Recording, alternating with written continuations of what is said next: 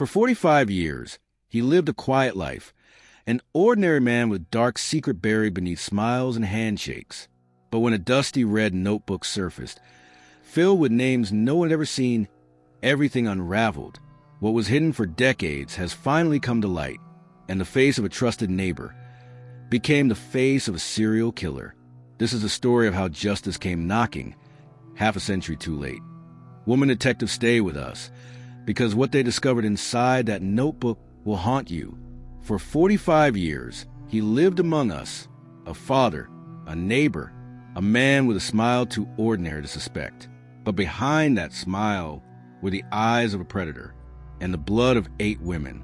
Now, in a sterile police interview room, with gray hair, wrinkled hands, and a trembling jaw, he finally hears the words he never thought he would. You are under arrest for murder. And for the first time in nearly half a century, he realizes it is over. Victim's background. Her name was Marlene Whitaker, 17 years old, high school valedictorian, born and raised in Des Moines, Iowa. She loved the cello, played it every Sunday at her family church. She had dreams of becoming a forensic pathologist. Ironically, her ambition was to speak for the dead. Marlene was the kind of girl who left cookies on her neighbors' porches. She wore pale blue sweaters and always kept her notebook close. She believed every human had a story worth listening to, and that no one should die without someone to remember them. In October 1977, Marlene never came home from her after-school job at the library. Her mother called the police that same evening. They said she probably ran away. By the time they started to search the nearby woods, it had already been 4 days. Her body was found in a drainage ditch, barely covered by twigs and garbage. The medical examiner said she was strangled, but also that her hands had been broken, each finger bent backward. They said she probably fought like hell. She died with her eyes open. Enter the killer, Gerald Albee. At the time, he was 29, worked at a local hardware store, married, 2 daughters. He used to wave to Marlene's father every morning, lived 3 blocks away. To the world, Gerald was just another face in the town crowd. To his family, he was quiet, patient, maybe a little stern. To Marlene, he was just a man who asked her if she needed help carrying boxes to her car. That was the last time anyone saw her alive. The police questioned him briefly. He said he was home with his wife. No one pushed further. There was no DNA database in 1977, no security cameras, no urgency for girls who might have just run away. And so the case went cold. But Marlene was not the last, not even close. More victims. In 1981, it was Clarissa DeVille, a nurse working the night shift. She was found strangled in her own bathtub. No signs of forced entry. Julie Trent, college sophomore, disappeared while jogging. Her body never found. Only her shoelaces, tied around a tree like a noose. Year after year, a woman would vanish or be found, sometimes posed, always with signs of choking. But they lived in different cities, different counties. No one ever thought to connect them until someone did, unraveling the past. Detective Sandra Vega was only 10 when Marlene disappeared. Her mother used to mention Marlene's smile when they drove past the old library. In 2021, while reviewing old cold cases, Sandra noticed something odd. In each of the 7 cases from 1977 to 1998, the victims had no direct link, but the towns they lived in, each one had a now-defunct branch of the same hardware franchise, the one Gerald Albee used to work for. She dug deeper. Gerald had moved exactly 7 times, each time shortly after body was found. She ordered old evidence retested with modern DNA kits. The results came back. Marlene's fingernails, skin cells from a cut on her neck, a hair follicle caught in Clarissa's bathtub drain. They all pointed to one man. The arrest. By then, Gerald was 74, living in a small home in Oregon, retired, grandchildren. The officers said he barely blinked when they read the warrant. He just stared at the floor. They said he asked only one question. Which one? They took him into custody on June 12, 2022, in the interrogation room. He sat with his hands folded, breathing through his mouth like he was underwater. Detective Vega slid a photograph across the table. Marlene's yearbook picture. Gerald's fingers twitched. He looked away, but his eyes watered. "You left her there," Vega said. "She was 17. He said nothing, but his lip trembled. Layers of deception. His wife of 50 years swore she never suspected a thing. Said he never raised his voice. Said he cried when the neighbor's dog died. But when investigators searched his attic, they found a wooden chest, lined with plastic, smelling of mold and something darker. Inside were old ID cards, pieces of jewelry, photographs, dozens of them. Some were blurred, some were dated, some were Polaroids of women who had never been reported missing. The horror expanded. The FBI was called in. They feared he might be linked to over 20 deaths. He had hidden in plain sight, behind PDA meetings, church gatherings, and Little League games, a room frozen in time. At trial, he did not testify, but in a pre-sentencing report, he wrote one sentence: "I did not think they would remember." In the courtroom, Marlene's younger brother, now a retired teacher, stood up and said, "She never had the chance to live, but we never stop remembering." The judge nodded slowly. The jury foreman wept, and as the bailiff approached Gerald to lead him away, the old man turned back toward the gallery. He scanned the faces. Perhaps he was looking for someone he recognized. Perhaps he was hoping not to see himself reflected. The moment froze, like a frame from a black and white film. Silence. Then a girl in the front row, Marlene's niece, lifted a photograph above her head. It was Marlene in her pale blue sweater, holding her cello. Gerald's knees buckled slightly. He caught the edge of the table, and in that split second, you could see it. The truth, the horror, the end, of the hunt, of the hiding, of the illusion. He knew he had been caught, 45 years too late, but caught. The courtroom door closed behind him with a hollow metallic click, and yet, in the silence that followed, it was as if every life he ever shattered echoed in that one sound. Gerald Albee was led down the hallway in shackles. The fluorescent lights overhead flickered faintly, casting uneven shadows across the walls, as if the building itself was disturbed by the weight of the past now being dragged through its halls. Each step he took seemed slower, heavier. He was no longer a man walking to prison. He was a relic being escorted into the tomb of truth. Behind the mask, what kind of man kills, then kisses his children goodnight? What kind of soul can bury a girl beneath leaves, then return home to carve a Thanksgiving turkey? Gerald's daughters were interviewed in private, both women now in their 40s. One taught elementary school. The other worked in a floral shop. Neither of them had ever suspected their father of anything more than being a little too private. He would sit on the porch with his blank stare. One daughter said, "Sometimes I'd ask him what he was thinking, and he'd just smile and say, 'Nothing at all.' But now they wondered, was that nothing actually everything?" The box in the attic. The box was cataloged piece by piece. There were earrings, a broken chain with a tiny M charm, scraps of old cloth. But what chilled investigators most were the photographs. Some were black and white.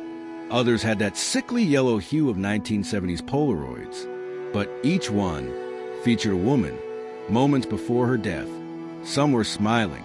Some looked surprised. Some appeared sedated. And in several, you could see Gerald's shadow, elongated, patient, watching. Out of 87 images, only 13 women were identified. The rest remained nameless. The FBI coined it the Archive of Silence, a silent gallery of stolen lives. The deeper horror, Gerald Albee was not impulsive. He was deliberate.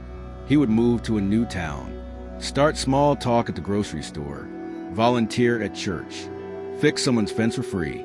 He became familiar, trusted, invisible. Then he would watch, study their habits, learn who lived alone, who left their window cracked at night. And when the moment came, He was swift, cold, mechanical. One woman, who survived an attempted attack in 1983, now in her 60s, testified during the trial. She had been walking home from her shift at a diner. He grabbed her from behind, pressed something cold and sharp to her throat, but she fought back, bit his arm, screamed, ran. The case went nowhere until her DNA appeared under Gerald's fingernails in 2022. She stood before him in court and said, "You are not a monster, because monsters are fictional. You are a man, and that makes it worse." The towns left behind, from Iowa to Nebraska to northern Oregon, each place Gerald lived had its own quiet grave, its own wound that never quite closed. In Lincoln, a vigil was held. Families brought candles, photographs of missing daughters, and letters never answered. The mayor read the names of the 8 confirmed victims, but then paused and read the number 74. 74 more unconfirmed, unidentified, but not forgotten. The crowd went still. Then a woman in the back whispered, "He might have lived across the street from me." That sentence spread like wildfire. Dozens echoed it. "He lived near me. He fixed our porch light. He walked his dog past my sister's house." The realization struck like lightning. The killer was not hiding in shadows. He was a shadow. Inside his mind, psychologists attempted to interview Gerald. They described him as stoic, detached, and disturbingly serene. He spoke in flat tones, used short words, avoided eye contact. When asked why he did it, he simply said, "I felt like I had to." When asked what he felt afterward, he replied, "Nothing. That is what I liked about it."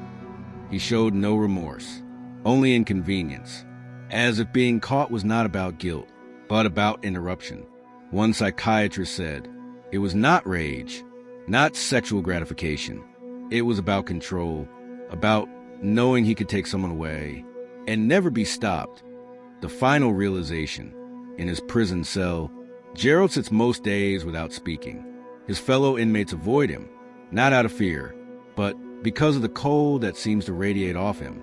He eats slowly, reads nothing, sleeps little. But once, just once, a guard reported hearing him whisper something at night. The guard leaned in, thinking he might confess something more. But Gerald only said, "They forgot me, but I never forgot her face." No one knows which girl he meant. No one may ever know. The victims echo across the country. Families open old boxes, pulled out missing posters, faded photographs, diary pages. One mother said she had a birthmark under her chin. Gerald's photo showed it. Another whispered, "My daughter disappeared in 1980. Her earring was in that box." Piece by piece, the darkness unraveled, and with it, a picture formed of a man who built a life on the bones of others. But the worst part? He almost got away with it.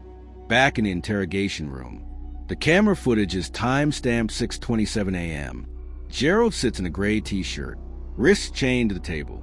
Detective Vega leans forward and places a final photo in front of him. It is not of a victim. It is of him. Taken in 1977, outside the library. A grainy surveillance shot. "You were there," she says, "from the very beginning." Gerald stares, and for the first time, his jaw tightens. His eyes twitch, his lips part, but he does not speak. He knows this image, this moment, is the one thing he feared for 45 years. Proof that he was never invisible, never forgotten, and that the ghosts have finally caught up with him. They come in different ways. In dreams, in fragments, in the way silence grows too loud in certain rooms. For the families, justice does not bring peace, only clarity, like a flashlight in a ruined house. It helps you see, but it does not put the house back together. Marlene's mother passed away in 2003, still believing her daughter's killer would never be caught. Her father died 1 year later. He was buried holding Marlene's last school photo in his pocket. Now, Marlene's niece carries that same photo. Every time she speaks at victim advocacy panels, She says, "My aunt never made it to college. But today, she saves lives by reminding people that evil looks ordinary." The widow who slept beside a killer. Gerald's wife, Deborah, refuses interviews. But neighbors recall the day the FBI came. They say she collapsed in the front yard, screaming, "It cannot be him. It cannot."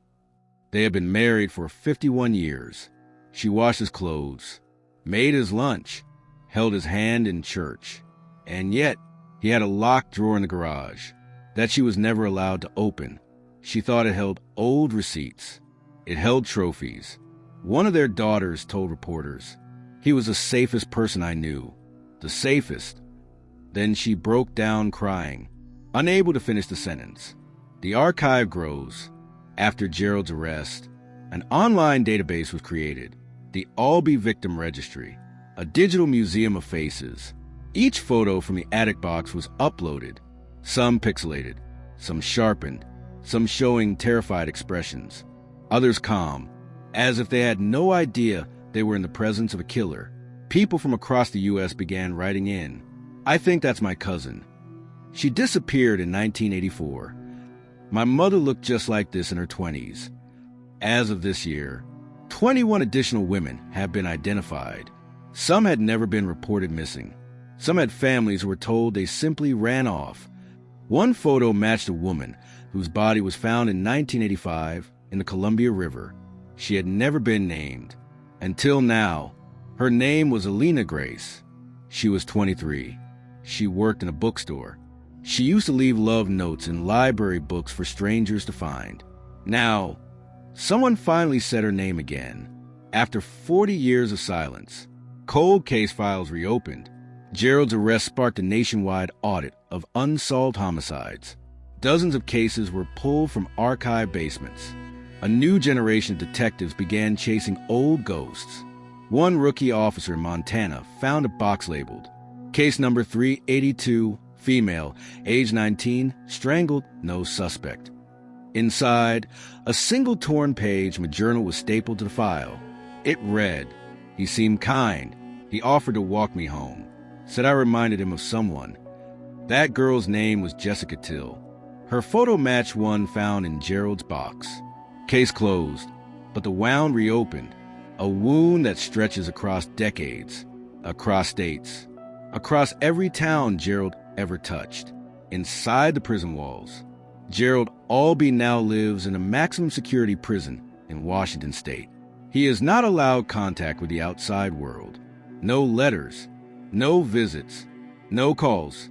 He is not in solitary confinement, but no inmate speaks to him, not because of fear, but disgust. He walks the yard alone, each step dragging slightly, the left side of his body weaker now.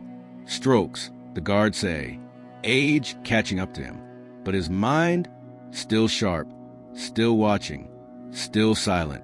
In one routine health screening, a prison nurse asked if he believed in God. He replied, "God believes in forgetting." The final confession? 6 months after sentencing, Gerald scribbled a note on prison-issued stationery. He folded it 4 times, slid it under the cell door. It read, "I kept their names in a red book. They deserve to be known." Look on the floor. Authorities returned to his old house, tore apart the floorboards of the basement. Behind a wall of insulation, they found it, a red ledger, leather-bound, faded. Inside, page after page of names, dates, places, short notes. Met her at the lake, blue dress, cried a lot, quiet, took 9 minutes. There were 56 entries. Only 22 had matching victims so far. The rest remain unidentified. Generations shaken. In high schools across America, Marlene's story is now part of a digital safety curriculum. Her face appears in slideshows next to headlines like, "Trust is earned, not assumed." Her cello was restored and donated to a local music school. Every year, a scholarship is awarded in her name to a young girl pursuing forensic science. The irony is not lost on anyone. Marlene wanted to help catch killers. And in death, she did.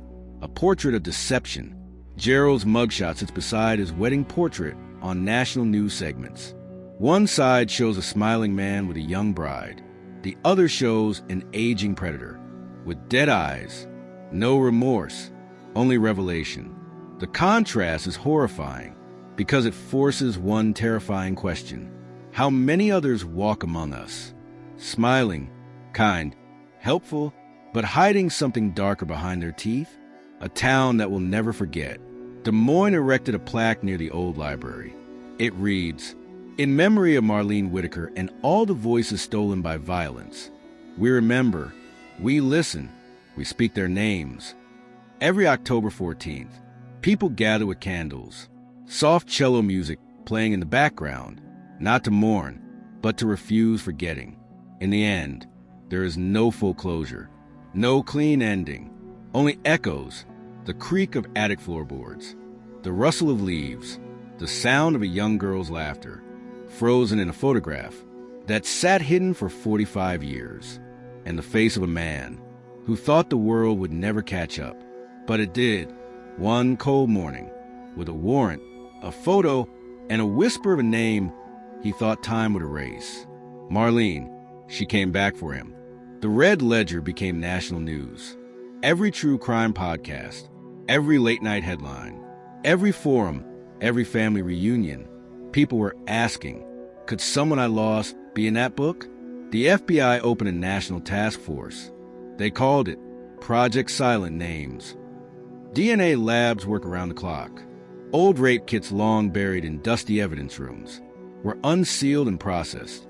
One name from the ledger led to a Jane Doe, buried in a potter's field in Kansas. Her mother had died never knowing, but her sister, now in her 70s, saw the news report and began to cry. I told everyone she did not run away. She would have never left me behind. The Red Book gave her sister back, even in death, a nation watching. As the story unraveled, America looked inward, into their homes, their neighborhoods, their memories, because Gerald was not a monster from the shadows. He was the guy who helped you move your couch, the man who smiled too easily, who showed up to barbecues, who held the church door open. He was a living proof that evil can wear beige slacks and mow its lawn every Sunday morning. Public reaction and cultural shockwaves. Talk shows debated the psychology. Pundits argued about how law enforcement missed it for decades. But beyond the headlines, there was grief, real, tangible, decades-old grief, now made raw again. People began organizing neighborhood memorial walls. Posters of missing women from the 70s, 80s, 90s popped up in small towns and cities. People asked, could she be one of his? In some cases, yes. In others, the silence remains.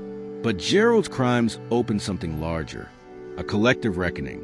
How many predators have we trusted? How many warnings were ignored because someone did not look the type? Detective Vega's final interview.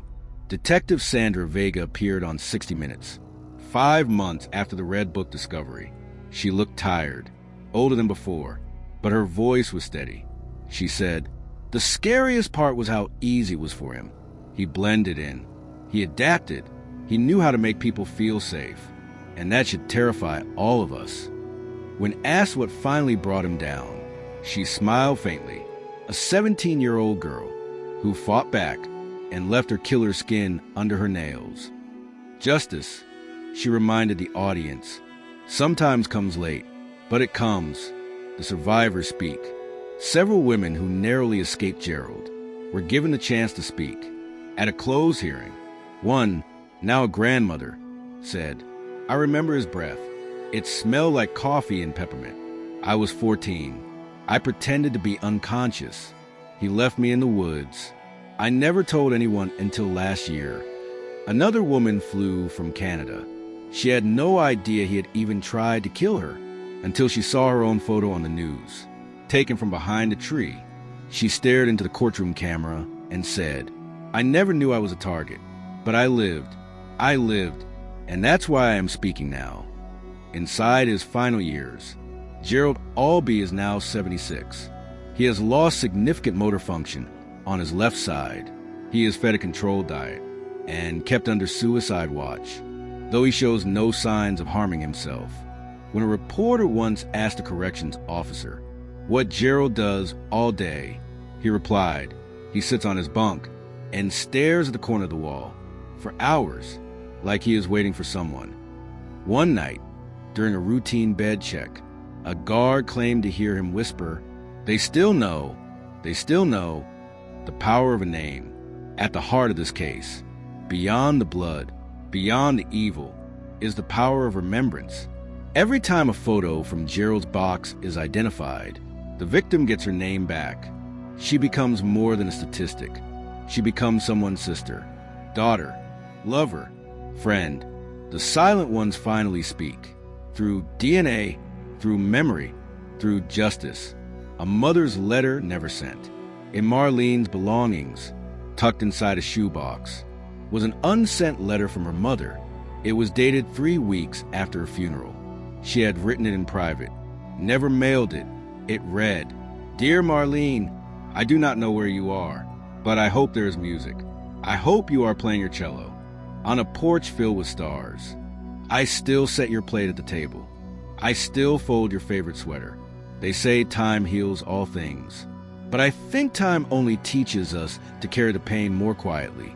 If I ever find a man who did this, I will not scream. I will not cry. I will say your name aloud, so he knows you still live. Love, Mom. The letter was read aloud at a national memorial ceremony for unidentified victims, and for one long moment, an entire nation held its breath. Final image, a black screen, then a slow fade-in, a restored photograph of Marlene, seated with her cello in her lap, her eyes warm, unaware of what the world would take from her. Text appears beneath the photo. Marlene Whitaker, 1960 to 1977. She never stopped fighting. Neither will we. The screen fades to black, then silence, but not the kind of silence that forgets, the kind that listens, that waits, that never lets the truth disappear again. There's a moment in every crime story where the horror quiets, where the questions slow, and all that remains is the echo of what was lost. This is that moment. Marlene Whitaker would be 65 today, a grandmother, perhaps a professor, maybe still playing the cello, at her small-town church. But we will never know. What we do know is this. Her story, her death, awoke something long buried. Not just a case, but a reckoning. Gerald Albee sits in a gray cell, a man whose hands once stole voices, now silenced by the weight of truth. He will die in that place. No headlines, no camera crews, just another old man in a numbered jumpsuit. And when that day comes, no one will say his name with reverence. No one will build a statue, because history does not remember killers. It remembers the names of those they tried to erase and failed. Across the country, dozens of families now have answers, and hundreds more have found the strength to keep asking. The Red Book sits in a climate-controlled evidence room, page after page, each name now a case reopened, each word a piece of dignity returned. Justice, after all, is not always a loud hammer. Sometimes it is a whisper that refuses to fade. Marlene's cello was played one final time. At the ceremony held in her honor, the song was simple, pure, haunting. A single note lingered in the air, and for a breathless second, you could feel her there, not as a victim, but as a voice, as a girl who never stopped fighting, even in silence, even in death. In the end, this story is not about Gerald Albee. It is about Marlene, and Clarissa, and Julie, and the names we do not yet know. It is about what happens when people believe evil must wear a mask, and how wrong they are, because evil wore a wedding ring. It coached Little League.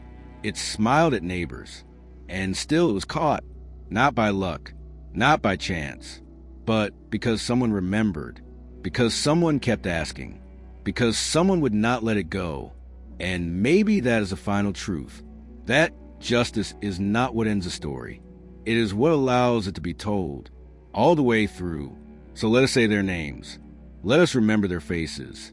Let us speak for those who were silenced, and let the world know, no matter how many years pass, no matter how deep they hide, the truth will come, and when it does, it will not whisper, it will roar,